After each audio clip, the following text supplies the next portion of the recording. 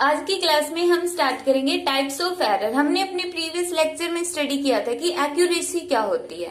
Accuracy में हमने क्या देखा था कि अगर हम ट्रू वैल्यू में से मेजर्ड वैल्यू सब्ट्रैक्ट कर रहे, मीन्स अगर जो मेजर्ड वैल्यू है, जो वैल्यू हमने मेजर की है वो ट्रू वैल्यू के बिल्कुल नजदीक है, तो उसको हम क्या बोलेंगे कि वो जो वैल्यू है वो एक्यूरेट है। तो यहाँ पे जो डिफरेंस आएगा उसको हम क्या बोलते हैं, एरर बोलते हैं। वो क्या होगा, एरर होगा। अब एरर कितने टाइप का होता है? वैसे तो एरर बहुत सारे टाइप्स का होता है, बट यहाँ पर हम टू टाइप्स का एरर लेके चलेंगे, सिस्टेमैटिक एरर और रैंडम एरर। अब जो यहाँ पे सिस्टेमैटिक एरर है वो तीन टाइप का होता है, इंस्ट्रूमेंटल एरर, पर्सनल एरर और नेचुरल एरर।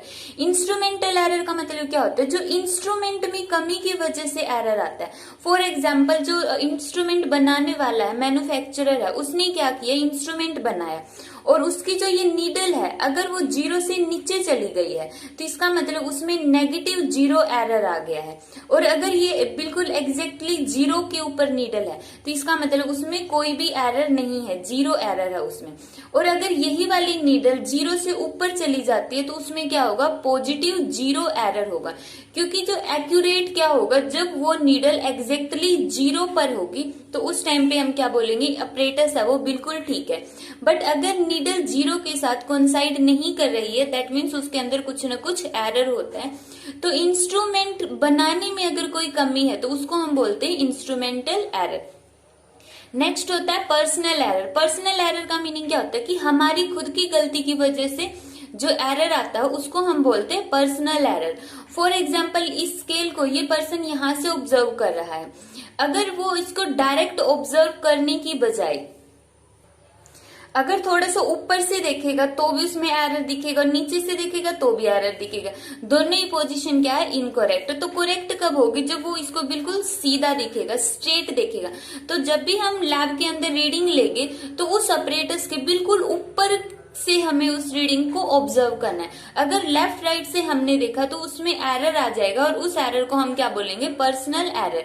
मीन्स हमारी खुद की गलती की वजह से जो एरर आता है उसको हम बोलते हैं पर्सनल एरर। नेक्स्ट है नेचुरल एरर। नेचुरल एरर का मीनिंग क्या होता है कि जो नेचर की वजह से जो एरर आता है, जैसे फॉर एग्जाम्पल हम ओहम्स लॉ कर रहे हैं। अगर ओहम्स लॉ का एक्सपेरिमेंट, ओहम्स लॉ कब तक वैलिड रहता है, जब तक टेम्परेचर क्या रहेगा, सेम रहेगा।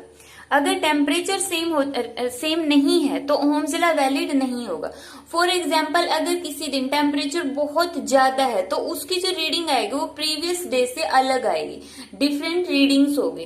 तो इसको हम बोलते हैं नेचर की वजह से, क्योंकि जो टेम्परेचर होगा नेचर का उसको तो हम कंट्रोल नहीं कर सकते हैं। या फिर किसी दिन अगर कोल्ड बहुत ज्यादा है, तो इस तरह जो नेचर के अंदर होने वाले फिनोमिनाज है उनकी वजह से जो रीडिंग के अंदर चेंज आता है उसको हम बोलते हैं नेचुरल एरर।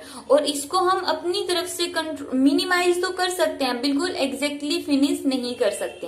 तो ये थे systematic error, instrumental error, personal error और नेचुरल एरर। नेक्स्ट है रैंडम एरर। रैंडम एरर को हम अननोन एरर भी बोलते हैं, अननोन एरर या फिर chance error, chance error. Random error का मीनिंग क्या होगा, जैसे नाम से ही पता चल रहा है, अननोन या फिर बाई चांस, जिसके बारे में हमें यही नहीं पता कि वो एरर आ क्यों रहा है। हम लैब में एक्सपेरिमेंट कर रहे हैं, सारी प्रिकॉशन ले रहे हैं कि सारे कनेक्शन हमने टाइट रखे हुए, टेम्परेचर भी हमने सेम रखा हुआ है, ऑब्जर्वेशन भी हमने ठीक की हुई है, इंस्ट्रूमेंट भी हमारा ठीक है, फिर भी अगर उसमें एरर आ रहा है तो उसको हम बोलेंगे रैंडम एरर। किसी अननोन रीजन की वजह से एरर आ रहा है। मे बी जो, जैसे अगर हमारा जो स्कूल है अगर वो रोड के बिल्कुल नजदीक है तो वहां पे कोई व्हीकल जाता है, उसकी वजह से अगर भारी व्हीकल गया तो वहां पे क्या होगी, वाइब्रेशन आएगी अर्थ के अंदर। तो उस वाइब्रेशन को तो हम कंट्रोल नहीं कर सकते और उस वाइब्रेशन की वजह से जो हमारी रीडिंग है वो चेंज हो जाती है। तो इस टाइप के बहुत सारे वो फिनोमिनाज हो गए जिनको हम कंट्रोल नहीं कर सकते या फिर जिनके बारे में हमें पता ही नहीं है कि वो नेचर के अंदर हो रही है और उनकी वजह से हमारी रीडिंग पर इफेक्ट पड़ रहा है। तो उसको हम बोलते हैं रैंडम एरर्स या फिर अननोन या फिर चांस एरर्स। तो ये थे एरर की टाइप्स। अब एरर हम कैलकुलेट कैसे करते हैं। अब एरर को हम मिनिमाइज कैसे करेंगे? अगर हमें एरर को मिनिमाइज करना मीन्स एरर को कम करना है तो हम बहुत सारे रीडिंग्स लेंगे। जब हमने बहुत सारे रीडिंग्स ली, इन रीडिंग्स का हम एवरेज कैलकुलेट कर देंगे। सारी रीडिंग्स का एवरेज कैलकुलेट करने के बाद जो वैल्यू आएगी उसी को हम क्या बोलेंगे कि वो हमारी एग्जैक्ट वैल्यू होगी। इससे जो एरर है वो मिनिमाइज हो जाता है। इसके लिए हम मिनिमाइज करने के लिए हम क्या करेंगे, बहुत बार एक ही एक्सपेरिमेंट को रिपीट करेंगे और जितनी उनकी वैल्यूज आएगी, जो रीडिंग्स आएगी, उन सभी का एवरेज ले लेंगे और जो एवरेज वैल्यू होगी वही हमारी क्या होगी, एग्जैक्ट वैल्यू होगी। अब इसी को हम क्या बोलते हैं, ट्रू वैल्यू बोलते हैं। जो जैसे हमने लिया, इसकी वैल्यू आ गई x1, इसकी x2, x3, x4, x5, x6। तो इस तरह से जो हमारे पास एवरेज वैल्यू आई वो कितनी आई, x1 plus x2 plus x3 plus x4 plus x5 plus x6 divide by 6। तो यहाँ पर जो ये वैल्यू होगी इसी को हम क्या बोलेंगे, ट्रू वैल्यू बोलेंगे। यहाँ पे x बार होगा ट्रू वैल्यू और वैसे इसका नाम क्या होगा, मीन एरर। मीन एरर, ठीक है। तो इसमें हमने मीन एरर निकाल लिया और इसी को हम क्या बोलेंगे, ट्रू वैल्यू बोलेंगे। नेक्स्ट है हाउ टू एक्सप्रेस एरर।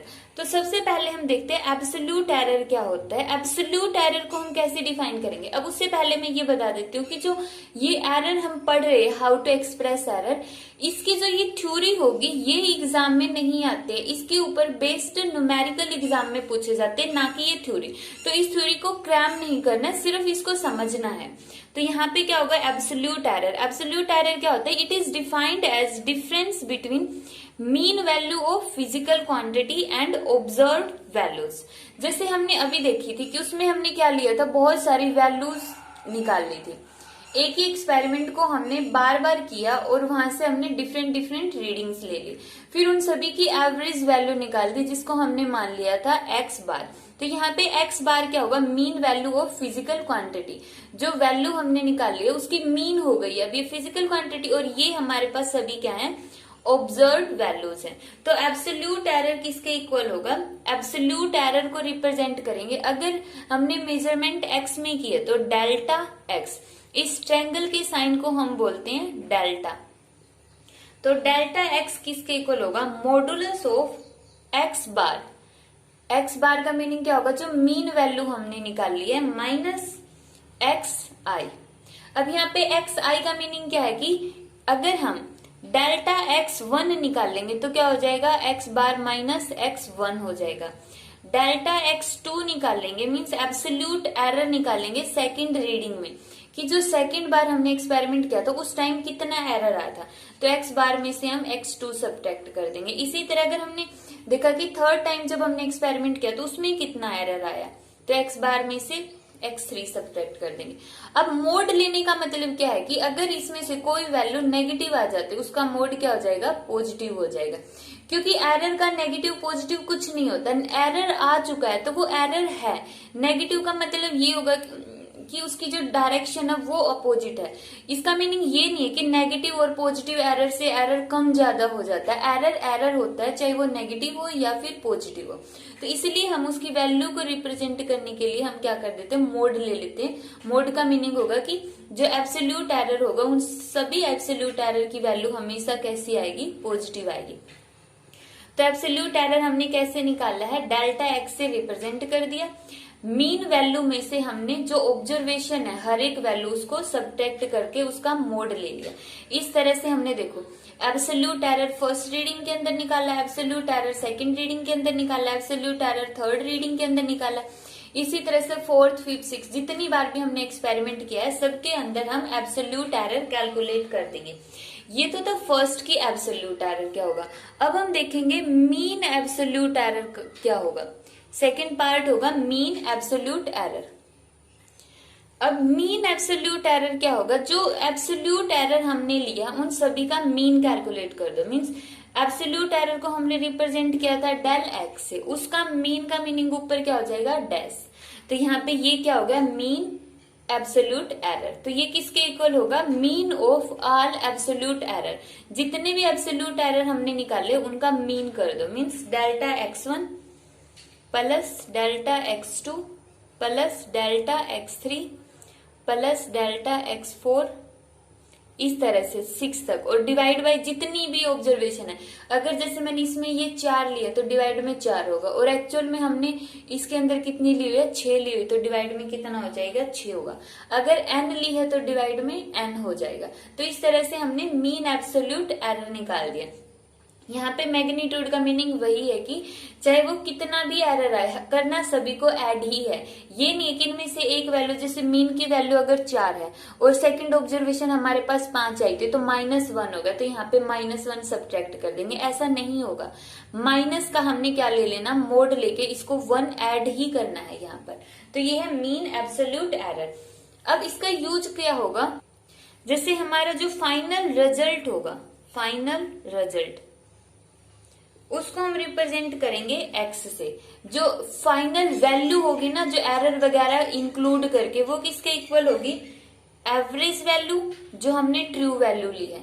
ये तो क्या थी, हमारी ट्रू वैल्यू थी। जितनी बार भी हमने एक्सपेरिमेंट किया उन सभी का एवरेज निकाल लिया था, वो क्या होगी, लगभग एक्यूरेट वैल्यू होगी। तो x बार प्लस उसके अंदर कितना एरर आया है, ठीक है, तो ये हो जाएगा एरर। एरर ये पॉजिटिव भी हो सकता है और नेगेटिव भी हो सकता है। नेगेटिव का मतलब 0 से नीचे भी हो सकता है। तो इसका मीनिंग होगा कि जो ये वैल्यू होगी वो वेरी करेगी इन दो टर्म्स के बीच में, x बार। फॉर एग्जाम्पल में अगर एग्जाम्पल के थ्रू देखो, अगर इसकी वैल्यू 4 है और जो एरर आया 0.2 है, तो इसकी वैल्यू 4.2 से लेकर 3.8 के बीच में वेरी करेगी। कोई भी वैल्यू आ सकता है, फाइनल रिजल्ट जो होगा वो इनके बीच में लाई करता है, इतना एरर उसमें है, ठीक है। तो ये होता है मीन एब्सोल्यूट एरर। नेक्स्ट है रिलेटिव एरर। रिलेटिव एरर को हम रिप्रेजेंट करेंगे डेल्टा x से। रिलेटिव एरर किसके इक्वल होगा, रेशियो होगा किसका, मीन एब्सोल्यूट एरर का। ये हो गया mean absolute error to the true value. True value कौन सी होती है, x बार। तो ये क्या निकल गया, रिलेटिव एरर। अगर किसी भी टर्म में रिलेटिव एरर निकालना means delta x bar by x बार, और परसेंटेज रिलेटिव बार किसके इक्वल होगा, इसको हम क्या कर देंगे, 100 से मल्टीप्लाई कर देंगे। ये आ जाएगा परसेंटेज रिलेटिव एरर, ठीक है। अब हम इसके ऊपर बेसिक न्यूमेरिकल देखते हैं। इस न्यूमेरिकल में दिया कि सक्सेसिव मेजरमेंट। सक्सेसिव मेजरमेंट का मतलब क्या है कि अब जो डायमीटर निकालना है वायर का, एक बार में वो एक्यूरेट नहीं होता, उसके लिए हमने बार बार एक्सपेरिमेंट किया। तो सक्सेसिव मेजरमेंट की और हमारे पास रीडिंग आई 2.04, 2.08, 2.07, 2.05 mm। तो सबसे पहले हम क्या करेंगे, मीन डायमीटर निकाल लो। तो इन सभी का क्या लेना हमें, एवरेज।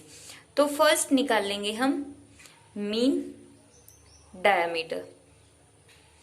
मीन डायमीटर कैसे निकलता है, इन सभी को ऐड कर देंगे, 0.2, 2.04, 2.08, 2.07, 2.05, और यहाँ पे एक वैल्यू रह गई 2.06। तो यहाँ पे कितना आ जाएगा, 2.06। टोटल टर्म्स कितनी हो गई, यहाँ पर टोटल टर्म्स हैं 5। जब हम इसका एवरेज वैल्यू निकालेंगे तो आंसर आएगा 2.06 mm, क्योंकि mm में दिया तो mm में। ये आ गई हमारे पास डायमीटर की। अब जैसे उसमें हमने x माना था, लेकिन यहाँ पे इन्होंने डायमीटर दिया तो इसको d मान के एवरेज निकाल देंगे। तो फर्स्ट पार्ट हो गया मीन डायमीटर निकालना, और मीन डायमीटर को ही हम क्या बोलेंगे, ट्रू वैल्यू बोलेंगे। तो ये आ गया फर्स्ट पार्ट। अब हम इसका देखते हैं सेकेंड पार्ट। सेकेंड पार्ट में क्या निकालना है, एब्सोल्यूट एरर निकालना है। एब्सोल्यूट एरर कैसे निकलता है, एब्सोल्यूट एरर को रिप्रेजेंट करेंगे डेल्टा डी से। जो फॉर्मूला होगा डेल्टा डी का वो कितना होगा, x bar minus x I. Absolute error in first measurement कितना होगा, 2.06। मीन वैल्यू में से फर्स्ट मेजरमेंट सब्ट्रैक्ट कर दो, 2.04। आंसर कितना आ गया, 0.02 mm। इसी तरह सेकेंड डायमीटर में 2.06 माइनस 2.08 कितना है यहाँ पे, -0.02 mm। अब यहाँ पर देखो हमने इसका क्या लिया हुआ, मोड लिया हुआ है। अगर यहाँ पे मोड लेना तो डायरेक्ट यहीं पे मोड ले लो, और अगर यहाँ पे मोड नहीं लेना तो थर्ड स्टेप में मोड लेना पड़ेगा, वो तुम्हारे ऊपर डिपेंड करता है। जैसे मैंने यहीं पे मोड ले लिया, यहीं पे मोड लेने के बाद यहाँ पे ये टर्म भी किसकी हो जाएगी, प्लस की हो जाएगी। इसी तरह हम डेल्टा D3 के अंदर निकाल लेंगे। D3 के अंदर कितना है 2.07, तो यहाँ पे कितना आ जाएगा 0.01। डेल्टा D4 के अंदर कितना आएगा, D4 की वैल्यू कितनी है 2.05, तो यहाँ पे भी 0.01। डेल्टा D5 कितना आ जाएगा 2.06 है, तो कितना आ जाएगा 0। तो ये सेकंड पार्ट निकल गया। सेकंड पार्ट क्या था, एब्सोल्यूट एरर। तो ये सभी में एब्सोल्यूट एरर निकल गए। दोबारा से बोल रहे, एब्सोल्यूट एरर में अगर शुरू में मोड ले लिया तो सारी टर्म पॉजिटिव हो गई, और अगर तुमने यहीं पे इसको मोड ना लेके सिंपल ब्रैकेट लगाते हो तो इस टर्म को नेगेटिव ही छोड़ दोगे। ये सिर्फ वो दिखाएगा कि उसके अंदर नेगेटिव एरर प्रेजेंट है। ये भी गलत नहीं होगा अगर यहाँ पे नेगेटिव शो किया, बट जब मीन एब्सोल्यूट एरर निकालेंगे तब उस टाइम पे फिर हमें मोड लेना पड़ेगा। अब हम इसका थर्ड पार्ट देखते हैं। थर्ड पार्ट में हमें क्या निकालना है, इसमें mean absolute error. Mean absolute error के लिए हम क्या करेंगे, डेल्टा D इसका बार, एब्सोल्यूट एरर को डेल्टा D से रिप्रेजेंट करते हैं, मीन के लिए मीन ले लिया हमने।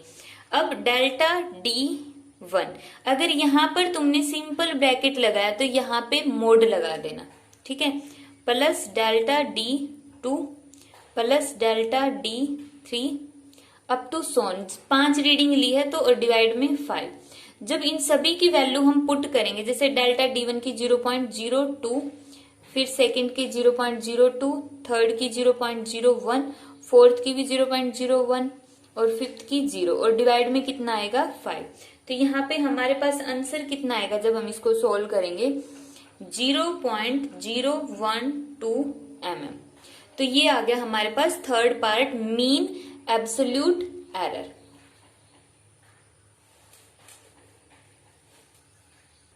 नेक्स्ट हम निकालते हैं रिलेटिव एरर। रिलेटिव एरर में हम क्या लेते हैं, delta D bar divide by D bar.